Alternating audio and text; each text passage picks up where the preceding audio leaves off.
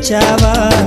పోలేక ఉండలేక కంటినీరై నిలిచావా ఎన్నెన్నో ఆశలతోటి దేశం దాటి వచ్చావా అడుగడుగున బాధలతోటి బ్రతుకే కోటి ఇచ్చావా కన్న తల్లి చేతి ముద్ద నేల పాలే చేశావా అమ్మ కన్న